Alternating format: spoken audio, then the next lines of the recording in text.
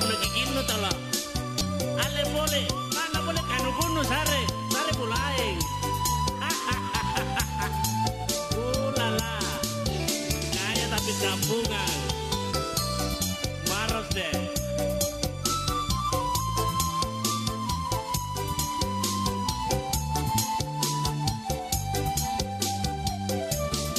Tena tompa na kebo ulungku, tena tompa na mindra tanjaku, nakama tommi tu tena anggana. Rapusumi jadi orang caru, ane poleng ale koci matangku, kasana dudu boronu.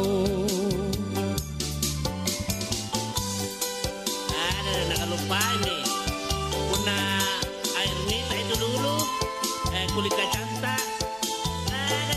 baru pokok tuh begitu tampo boro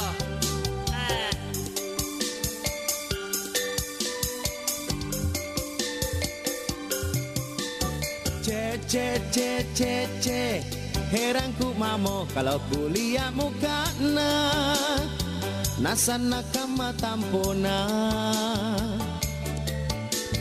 ce lana sa mama amalo mami takana kana ce orang kaya baru nampapi acini doe sangin cincin karemena ce apa mau kau mana gigina bulaeng ngasing pasabang itu padanggang jual beli antu tawa jual beli jual celana beli bir baca kau padangan cumi tidak begitu kalau orang kaya. Masa teman dulu dilupa? Lupa lautan, lupa daratan kalau sudah di laut. Tena tompa na kebo ulungku, tena tompa na mindra tanjaku, nakama tommi tu tena anggana. Rapusumi jadi orang caru, ane poleng ale koci matangku, kasana dudu boronu. Ngapain orang kaya baru na onjos mage dena muna cini masabangi buat berwa.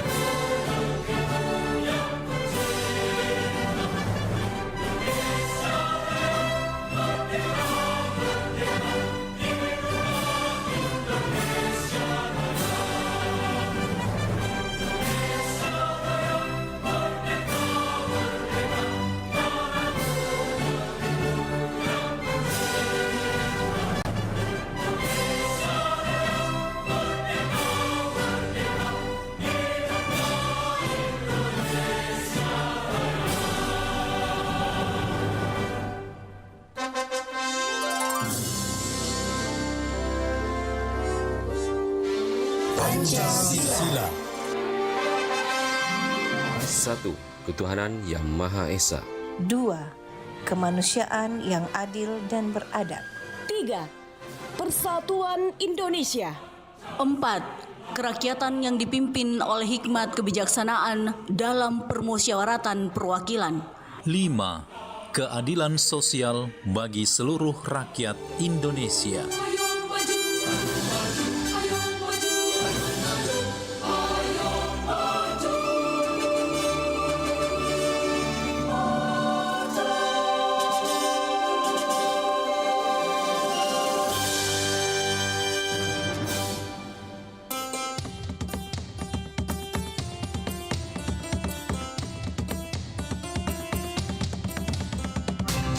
Pro 4 Suara Budaya Sulawesi Selatan.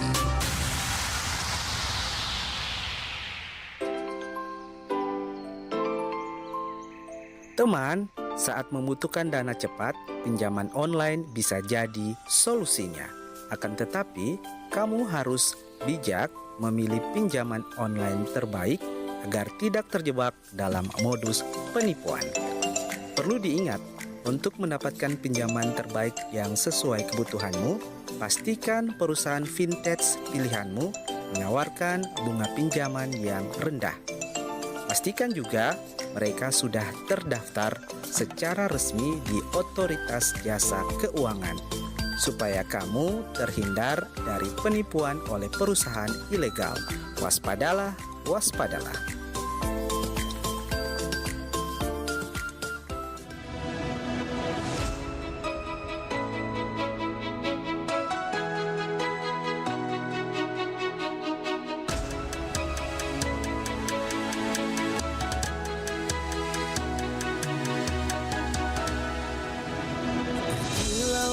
Di samudra terbentang khatulistiwa, di situ ku ada bersamamu saudara. Beragam warna kita, suku tak selalu sama.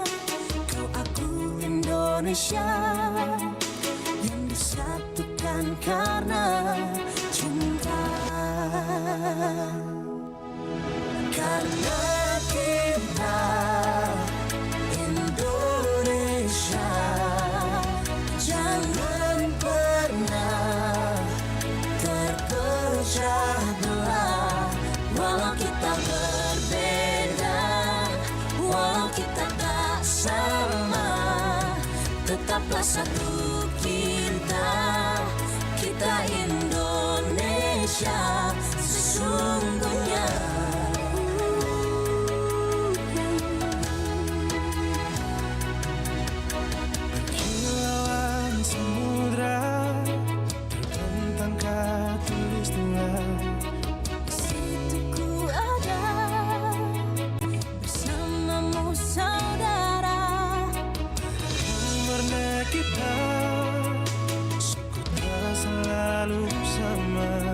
Kau aku Indonesia.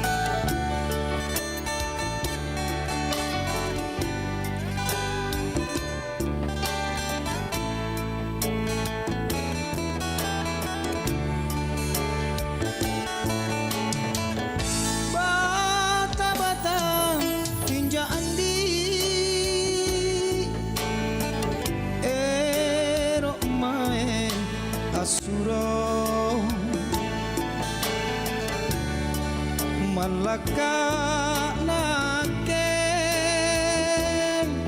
man laka tani angga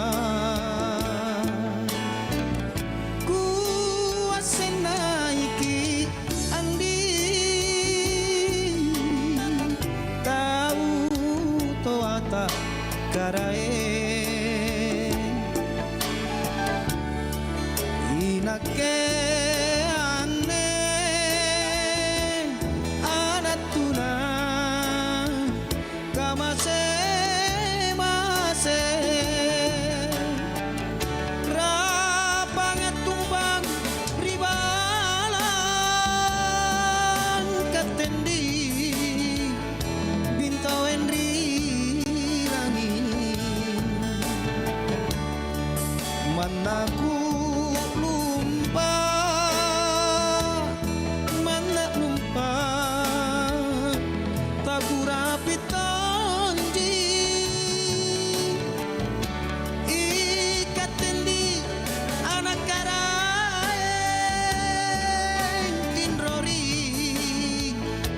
ambalak marina lompo cinaku sayang lompo cina taena pakuleku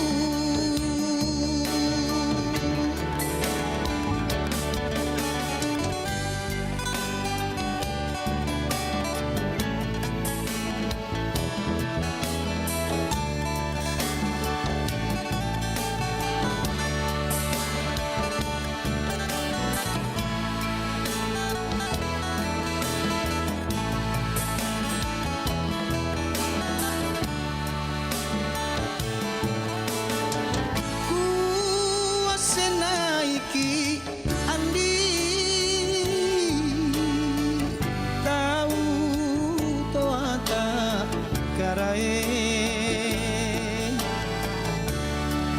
inake ane anatuna kamase mase rapangat tumpang ribalai katendi binto enri rangi manaku lumpa mana lumpa takurapi tonji ikatendi anak karae kinrori ambalak madina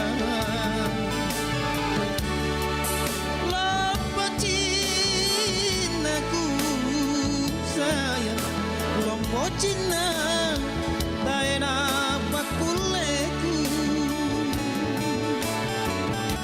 lompo cinaku sayang lompo cina taena pakuleku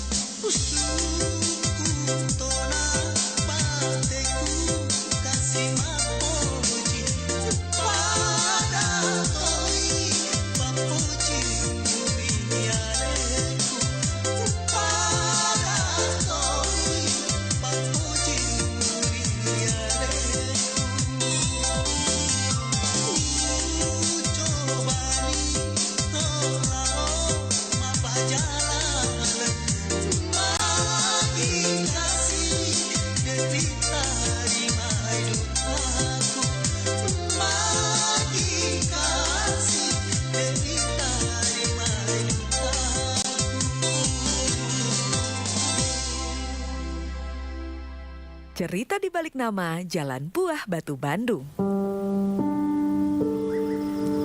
Ribuan tahun lalu, sebelum kota Bandung seperti sekarang, kota ini merupakan danau raksasa yang disebut Danau Bandung Purba.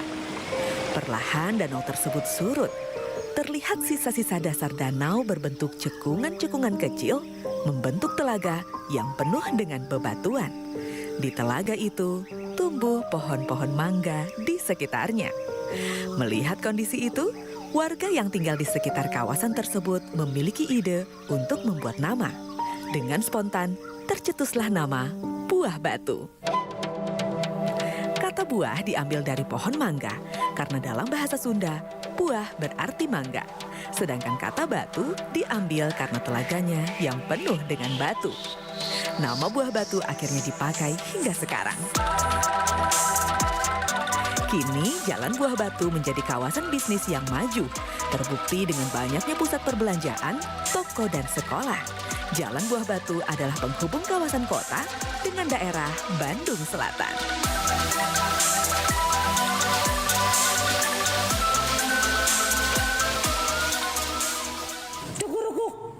Wah, lagi rame. Ikutan ah. 1, 2, 3. I can touch you through the phone. Wow, viral ya. Mau ah. Bisa aja nih channel. Ikutan ah. Belasan siswi sekolah dasar nekat melukai tangannya sendiri demi mengikuti tren di TikTok. Mau ikutan juga? Boleh sih ngikutin konten positif, tapi tidak semua konten harus ditiru kan?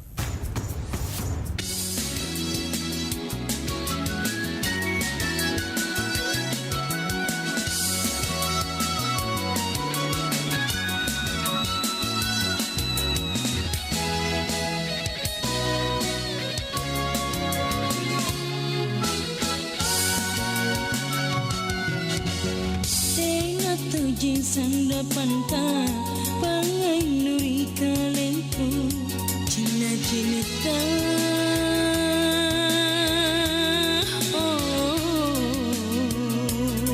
anu itu ditunaku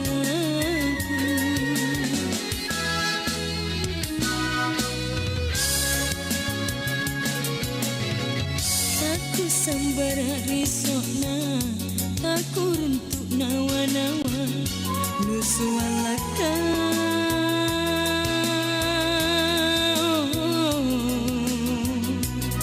apa niat nakalinku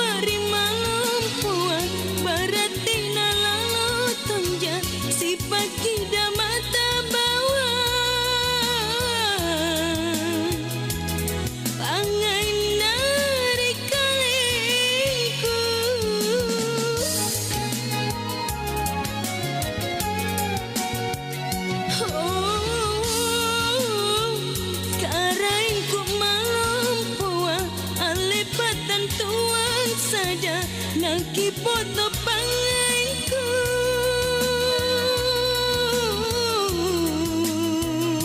Naku erang di surat nikah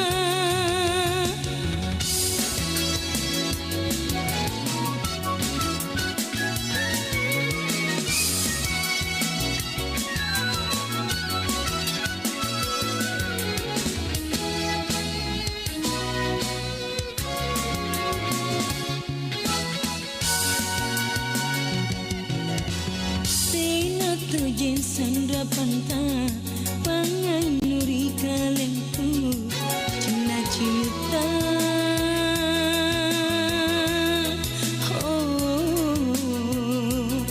tanu itu ritunaku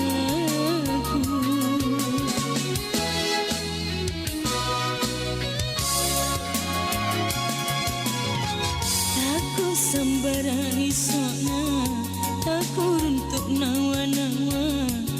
sualaka.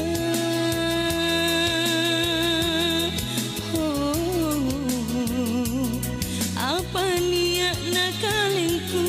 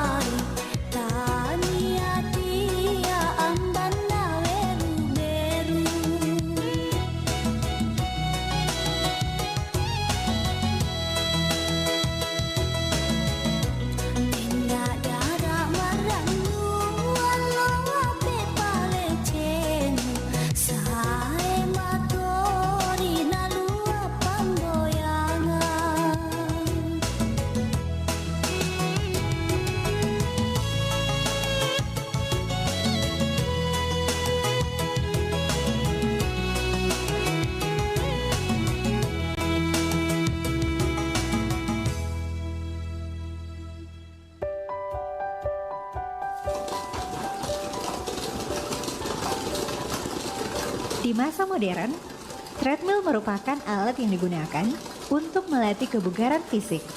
Namun, pada awal penciptaannya, treadmill ini sebenarnya diperuntukkan untuk menyiksa para tahanan. Yang mana dengan menggunakan alat ini, para tahanan akan dipaksa berjalan hingga berjam-jam. Tak sampai di situ, terkadang untuk memanfaatkan tenaga para tahanan, treadmill juga disambungkan ke alat lain seperti penggilingan ataupun alat pompa air.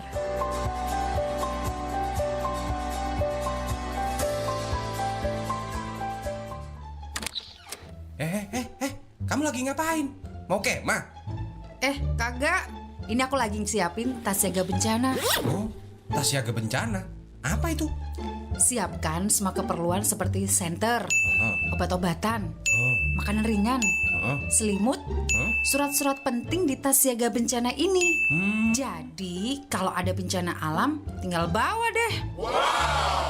Ih, amit-amit, ngarep banget ada bencana ya? Enggak lah, tapi nggak ada salahnya kan kita waspada. Tas siaga bencana memiliki fungsi survival saat bencana alam tiba-tiba terjadi. Persiapkan diri menjadi masyarakat Indonesia tanggap bencana. Baik sahabat budaya dimanapun Anda berada, kita masih menantikan dengan narasumber kita yang akan kita hadirkan di Ruang Dengarta, yaitu program acara obrolan budaya, mozaik budaya. Jangan kemana-mana, stay tune terus di Pro 4 RRI Makassar, Suara Budaya Sulawesi Selatan.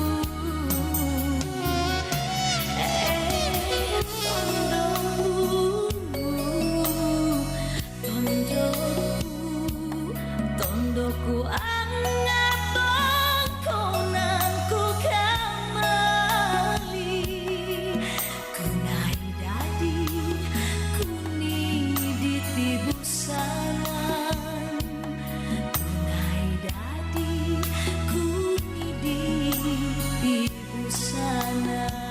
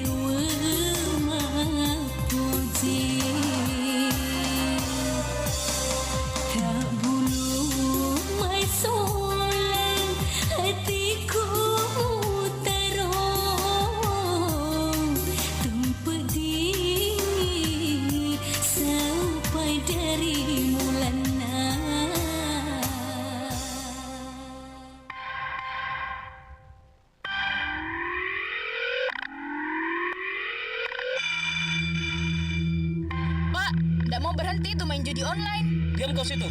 Saya begini untuk kalian semua biar bisa makan. Salah pilih. Istighfar, Pak. Haram itu, Pak.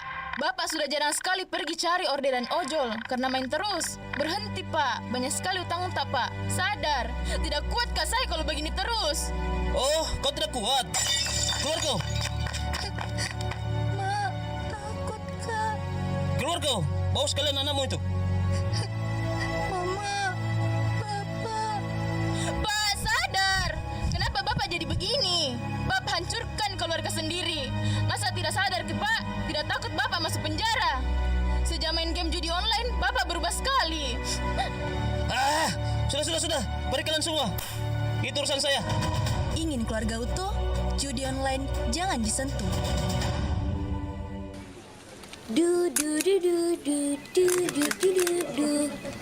Lagi ngapain? Staplesin uang biar nggak kececeran. Loh, jangan. Sini uangnya. Kenapa sih, Adi? Aduh, lupa bawa catatan lagi. Nah, tulis di uang ini aja deh. Loh bro, jangan tulis di uang dong. Dilipat aja deh, biar muat nih. Aduh, uang itu nggak boleh dilipet. Kenapa sih? Kan biar praktis. Uang itu harus kita jaga, jangan dilipat, jangan dicoret, jangan di-stapler, jangan diremas, dan jangan dibasahi. Undang-Undang Nomor 7 Tahun 2011 juga mengharuskan kita untuk menghargai mata uang kita loh. Yuk, sayangi uang kita sendiri.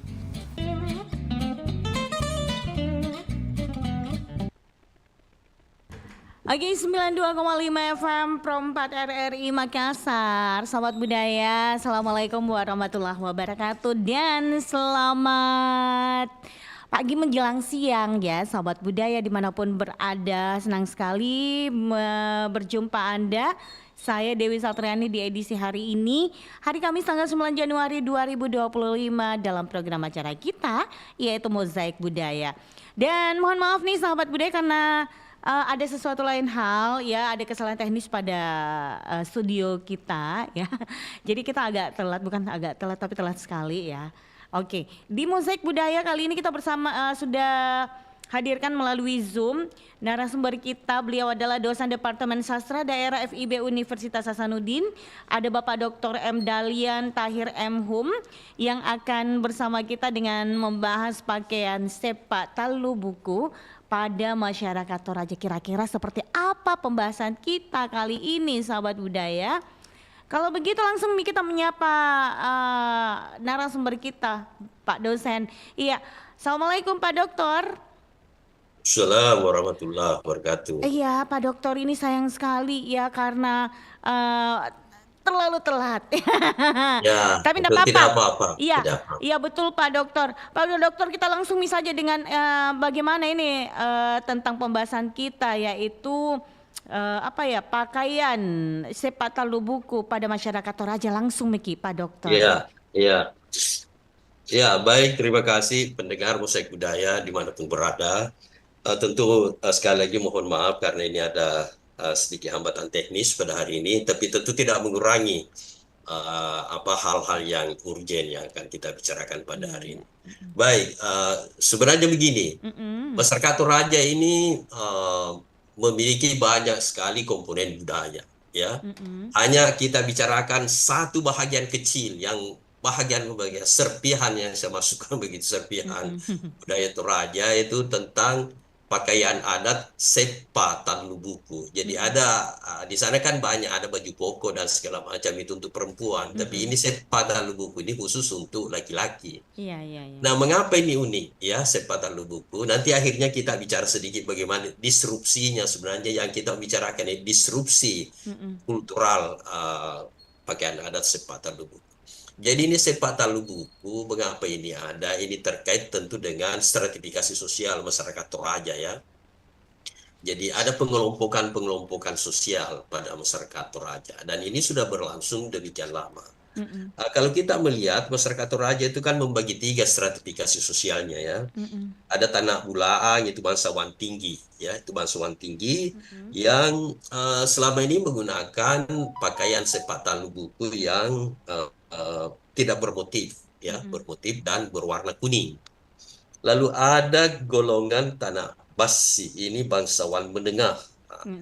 bangsawan menengah ini memakai pakaian sepatan lubuku itu warna putih dan warna merah. Nah, lalu ada juga golongan tanah karurung namanya, golongan masyarakat menengah. Ini masyarakat merdeka, tidak pernah diperintah oleh tanah bulan atau tanah basiak. Dan yang begini ini, kelompok ketiga ini menggunakan pakaian sepatan lubuku yang bermotif. Jadi harus dibedakan di sini. Ada pakaian sepatan. Sepa itu celana ya, talu. Iya, apa artinya itu sepatan lubuku? Sepa itu celana, talu 3, buku itu penjahit. Jahitan maksudnya. Jahitan. 3 jahitan. Jadi sebenarnya kalau mau melihat lebih lengkap ada ini ada sebenarnya sudah diterbitkan oleh Raja Wali ini, Presi ini dalam satu buku. Kami bertiga di sini, ada namanya Bernami Buhune ini, ada satu memang aktivis adat Toraja ini, Alexander Makaba ini ya, ini alumni sastra daerah Fakultas Ilmu Budaya. Kami bertiga di sini dalam melakukan penelitian.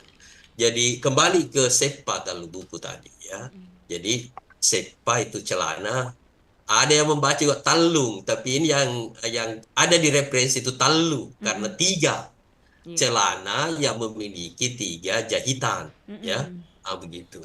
Jadi dan nanti ini diatur pemakaiannya. Mengapa kita bicarakan ini? Karena tentu kita mau berbicara bagaimana ada sebuah kebertahanan ya budaya lokal. Jadi masyarakat harus mendapat pencerahan terus-menerus supaya ini unsur-unsur budayanya ini tidak hilang, tidak tergerus, karena di dalam pakaian adat sepata lubuku memiliki nilai atau kearifan lokal yang cukup tinggi. Dan dari situ kita bisa melihat bagaimana orang Toraja ini menampaki kehidupannya berpatokan pada nilai-nilai atau kearifan lokal yang ada pada dia, yang tidak tergerus sampai dengan sekarang. Meskipun tadi ada disebut ada disrupsi, ada perubahan-perubahan. Ada perubahan, tapi perubahan itu tidak sampai merusak ya. Maksudnya ada perubahan sedikit untuk menjadi modern-modern sedikit atau kayak gimana? Ya, kalau dimodernkan bentuknya tidak, hanya bahan bakunya. Karena sepata lubuku dulu ini awalnya itu bahan bakunya itu serat nanas ya. Yang memang tumbuh subur di alam Toraja ya, di perkebunan, di mana di lingkungan masyarakat Toraja sana akrab ini dengan tanaman nanas ini. Lalu itulah yang diambil seratnya sebagai bahan pakaian sepata lubuku ini yang digunakan oleh masyarakat Toraja sesuai dengan stratifikasi sosialnya. Lalu sekarang berganti dengan ada kain katun, ada apa, tetapi tetap memperhatikan motif. Jadi bahannya saja yang berubah, motif, warna tetap ada di 4 ya. Ada pada 4 warna dasar orang Toraja yang dipahami, bukan dipahami ya, yang memang sudah turun-temurun ya. Misalnya warna kuning mariri yang melambangkan keagungan, kebesaran. Ada warna putih, kalau bahasa Toraja itu mabusa ya. Mabusa. Mabusa yang melambangkan, menyimbolkan kebersihan dan kejujuran. Lalu ada warna merah, marara. Ya, yang melambangkan atau menyimbolkan keberanian dan kejantanan. Yang terakhir ini ada warna hitam, malotong. Jadi malotong ya. Ya, ini menyimbolkan kehidupan yang penuh dengan tantangan ya. Dan tentu pada akhirnya semua manusia Toraja akan melalui ini ya. Akan melalui ini, mengalami ini, dengan begitu dia bisa menjadi kuat ya, dan akhirnya akan naik atau berangkat. Kalau kita menyebut orang Toraja itu kalau maaf ya, kalau suku-suku lain dia menyebut meninggal atau mati. Kalau dia itu meninggal dia sebut sakit ya, bukan mati. Padahal meninggal. Ya bukan, nanti disebut dia wafat setelah diupacarakan. begitu Nah, dia. begitu. Jadi sangat berbeda, jauh sekali perbedaannya. Makanya orang Toraja paham Aluk Todolo itu. Kalau ada orang meninggal dalam pengertian dia sehari-hari, dia itu tidak langsung dimakamkan, dikuburkan. Nah, jadi dipelihara, ditaruh di rumah, dirawat seperti masih orang hidup, karena memang dalam pemahamannya itu dia tidak meninggal, dia hanya sakit.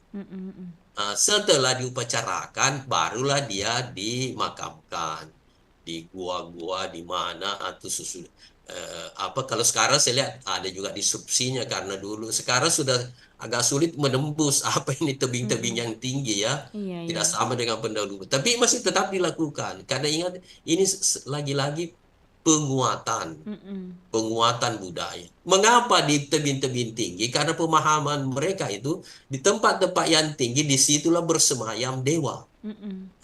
Dan mempercepat sampainya si ini kalau kita semua orang meninggal almarhum ini mencapai puya. Ya, kalau puya itu ya dalam bahasa sehari-hari kita itu tentu surga ya bagi orang Toraja. Disinilah berperan semua ini, siapa yang bisa menggunakan pakaian sepatan buku yang bermotif, siapa yang bisa menggunakan sepatan buku yang tidak bermotif, sesuai tadi dengan tingkatan sosialnya. Ya, sesuai tingkatan sosialnya. Tingkatan sosial dilihat dari apanya ini, Pak? Keturunannya seperti tadi Tanah Bulaan. Dia keturunan bangsawan tinggi. Jadi ini menjadi kekuatan lokal sebenarnya. Jadi ini bangsawan tinggi ceritanya nih, Pak. Yang banyak uangnya atau yang kayak gimana, Pak? Tidak melulu, tapi ada istilah di sana Tokapua, orang kaya ya. Bangsawan kan dulu nyembah ini sekali. Itu dulu raja-raja dulu itu. Hampir ya mungkin saya kata 99% itu kaya raya. Mengapa kaya raya?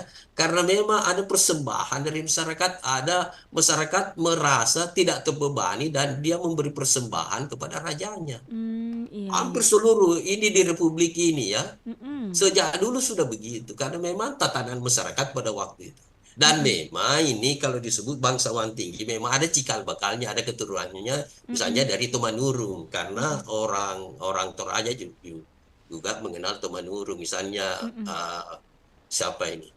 Ada satu legenda yang Pulau Padang ya, Kuang Pulau Padang. Inilah cikal bakal mereka ini dari Kayangan turun memerintah, lalu inilah cikal bakal dari yang menjadi bangsawan tinggi. Itu dalam mitologinya ya, dalam mitologinya. Kalau kita bicara ilmu pengetahuan tentu ada kajian yang lebih mendasar ya. Ya. Jadi itu salah satu dasarnya. Dan yang lain memang ini bangsawan ini itulah yang selalu menjadi pemimpin sejak dulu sudah begitu. Oke, seperti itu ya, Pak ya. Jadi itu salah satu karena waktu kita sangat terbatas ini. Betul sekali. Banyak pengantar-pengantar yang bisa saya sampaikan. Betul. Kira-kira ini itu pakaian sepata lubuku itu digunakan pada saat apa ini, Pak? Pada saat upacara adat. Jadi dalam kehidupan sehari-hari? Dalam kehidupan sehari-hari sepertinya kalau inilah yang saya sebut disrupsi, mungkin sekarang ada yang memakai, tapi itu kurang literasi sebenarnya. Begitu. Karena itu dipakai pada upacara adat, misalnya ada perkawinan, acara bergembira lah begitu. Tapi apakah itu sepata lubuku itu masih sering digunakan dalam kehidupan upacara adat atau mungkin kayaknya tergerusmi atau kayak gimana, Pak? Sekarang menurut penjelasan ada satu aktivis adat Toraja, ada Silper Triputra ini 30 tahun. Kalau soal apa itu dipakai oleh masyarakat, tetap sekarang bertahan sampai sekarang. Hanya warna yang berubah. Dulu kalau bangsawan itu selalu menggunakan warna kuning. Sepata lubuku tidak bermotif dan berwarna kuning. Sekarang sepertinya ada tapi sudah berkurang. Itulah disrupsinya. Begitu. Ya. Lalu Maaf, bisa minta maaf karena ada istilah tadi kelompok ketiga tanah kuah-kuah kalau bahasa kita sehari-hari dalam bahasa Indonesia golongan hamba begitu ya. Tetapi ini golongan hamba banyak yang mencari atau keluar dari Toraja merantau ke daerah lain mencari penghidupan yang lebih baik, lebih layak. Lalu di perantauannya itu kondisi ekonominya lalu membaik begitu ya. Lalu setelah dengan sejumlah karena ini orang Toraja itu pesta Mbak miliaran itu ya. Iya. Miliaran biayanya itu Betul. Beda dengan kita. Kalau kita dengar di Bugis ada pesta pengantin 1 miliar kecil itu kalau orang Toraja ya. Pesta Rambu Solo itu kecil itu 1 miliar. Ya. Tapi kalau pesta yang lainnya gimana Pak? Ya. Pesta wedding? Ya kalau weddingnya tidak terlalu mahal, tidak semahal dengan Rambu Solo. Rambu Solonya gitu Pak Di. Iya karena ini Rambu Solo ini bahagian bagaimana keturunannya menghormati arwah nenek moyangnya apanya segala macam. Salah satu bentuk pengabdian. Jadi memang ini menurut pandangan saya sangat sulit hilang karena ini sudah menjadi mindset orang Toraja. Ya. Pak, masuk di dalam pikirannya. Pak, ini kita di ujung acara. Langsung mikir, apa ini bagaimana sebagai closing statementnya ini apa yang harus dilakukan misalkan toh para generasi muda ini supaya ini tetap lestari yang namanya pakaian sepat talu buku ini. Sepat talu buku ya. Ya, jadi begini karena kami ini meneliti di Toraja memang. Iya, meneliti di Toraja bahwa ini sebenarnya masyarakat Toraja itu kan sangat kuat dengan tradisi lisan seperti Tomina ya, itu Tomina penghulu pemimpin penghulu agama dan segala macam orang bijaksana. Lalu pada saat Rambu Solo itu dibacakan riwayatnya itu dan hadir semua.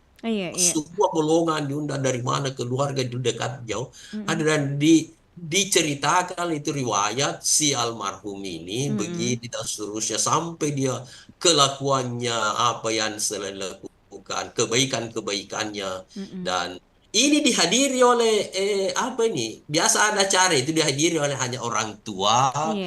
Kalau ini tidak dari segala umur. Jadi ada transmisi di situ yang terjadi. Ya, kalau golongan 60 tahun saja kan sebentar tidak ada transmisinya. Ini mulai dari golongan anak-anak. Kalau saya lihat itu yang terakhir ini ada fotonya itu ada anak-anak kecil perempuan. Padahal sebenarnya perempuan tidak boleh menggunakan sepatan buku ya kalau dari sudut sejarahnya ya. Tapi karena ini supaya dia terlibat dalam acara dipakaikanlah sepatan buku yang bermotif dan dia menari tenong kerbau, memegang tali kerbau. Itu salah satu. Jadi saya menurut saya ini masyarakat Toraja sangat sulit dipisahkan dengan peristiwa-peristiwa adatnya itu terutama Rambu Solo itu.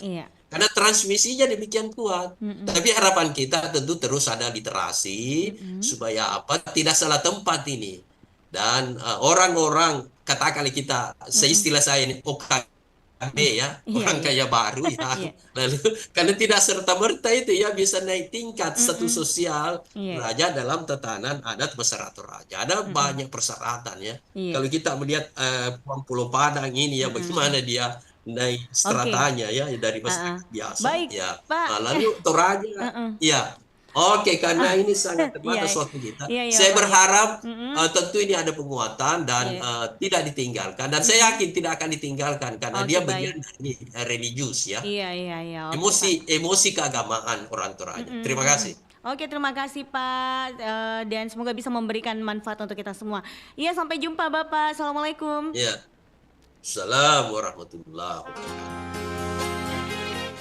Baik sahabat budaya dimanapun Anda berada, kita tuntaskan sampai sini kebersamaan kita di program acara Mozaik Budaya. Semoga bisa memberikan manfaat untuk Anda. Dan saya pamit juga. Assalamualaikum, sampai jumpa.